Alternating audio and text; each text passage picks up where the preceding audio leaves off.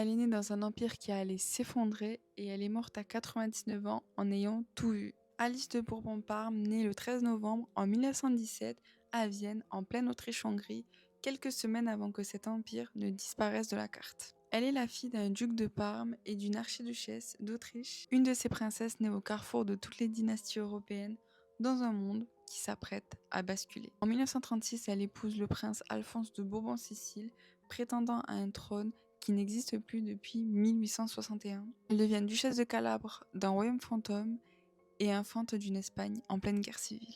Et pourtant, elle fait sa vie en Espagne, à Madrid, avec ses 3 enfants dans les grandes propriétés espagnoles, là où elle chasse depuis l'âge de ses 12 ans. D'ailleurs, elle aurait contribué à introduire le teckel et le en Espagne. Malheureusement, son mari meurt en 1964. Elle survit également à la mort de son fils, le duc de Calabre, en 2015. Et malheureusement, le 28 mars 2017, elle s'éteint à Madrid à quelques mois de son 100e anniversaire. Elle aurait pu reposer à l'Escurial avec les rois d'Espagne, mais elle refuse. Conformément à sa volonté, elle est inhumée près du pavillon de Glasshout en Autriche, auprès des siens, de ses parents et de ses frères et sœurs. Elle n'est pas avec les rois, mais elle est avec les siens. À demain pour un destin royal. Bisous.